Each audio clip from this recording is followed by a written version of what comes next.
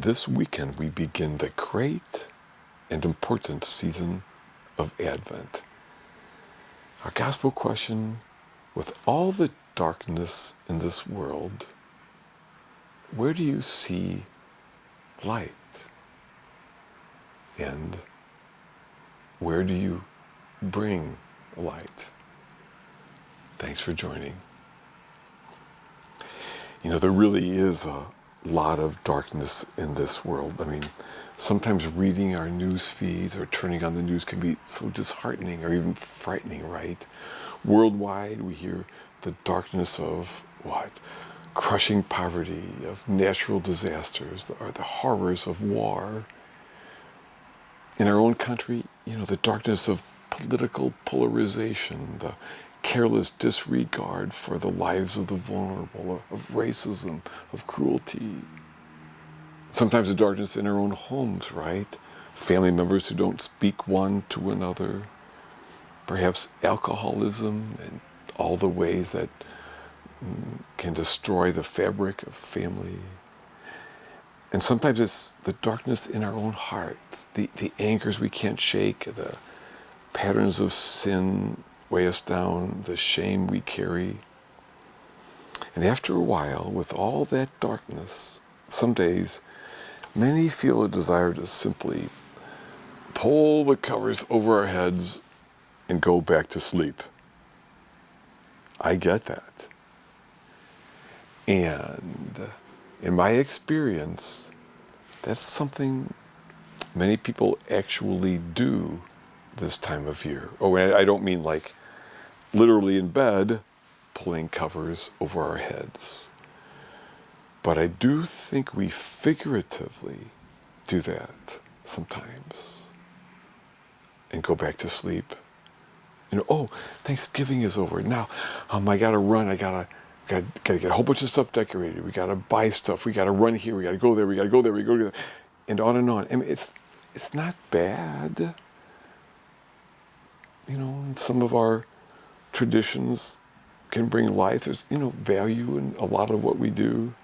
But if we're not careful, it can just be distraction and sleepwalking.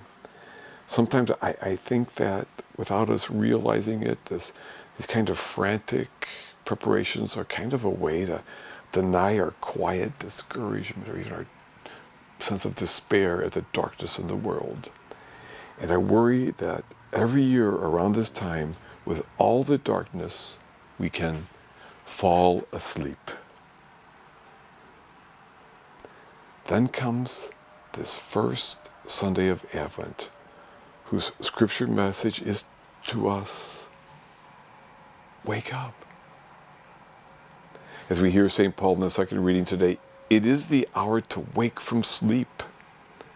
Let us then throw off the works of darkness and put on the armor of light. I repeat that. It is the hour to wake from sleep. Let us then throw off the works of darkness and put on the armor of light.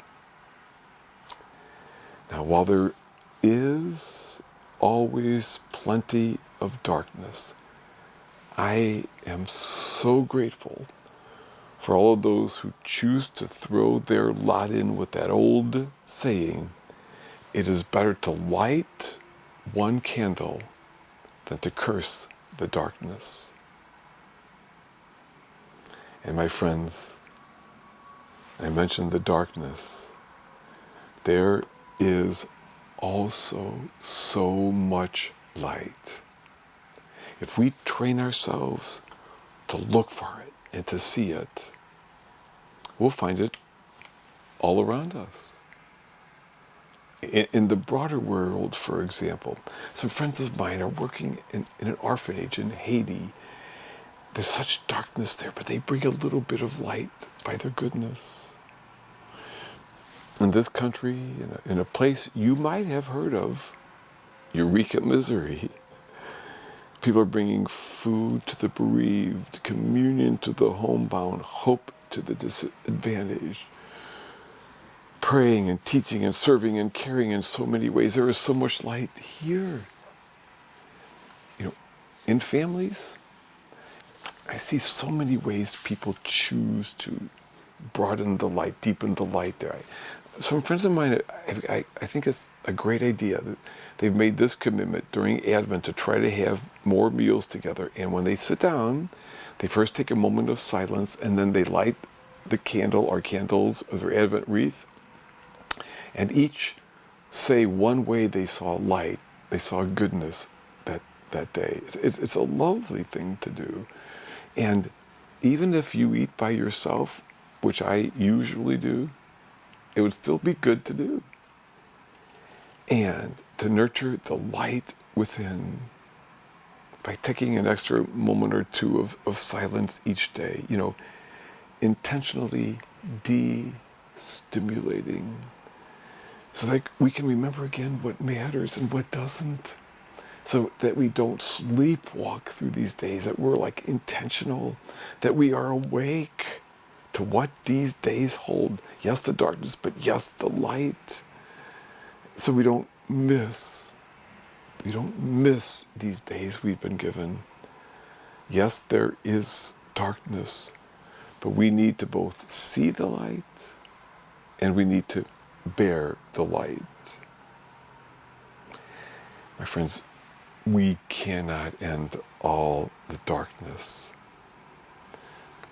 But pulling the covers over our heads, so to speak, is not the answer. And we can do something.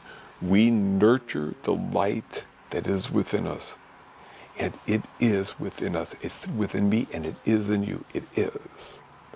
And then we get more intentional about bringing that light to the moments of this day, to the world and the situations we encounter, to the people we see.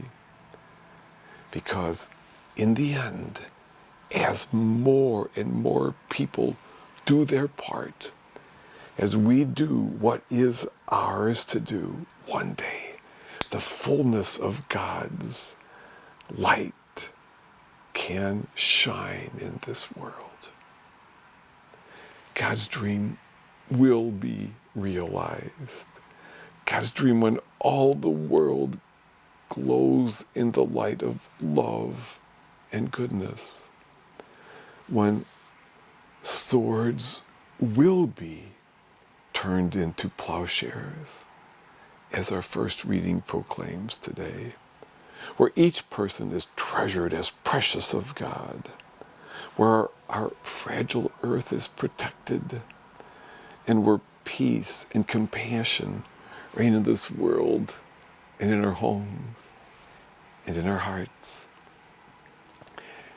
I won't be around to ever see this in its fullness. Spoiler alert, neither will you.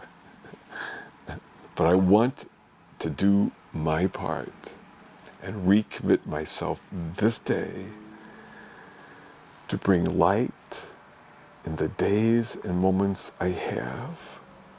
Because, yes, it is better to light one candle than to curse the darkness. So, let us indeed wake from our sleep, throw off the works of darkness, and put on the armor of light.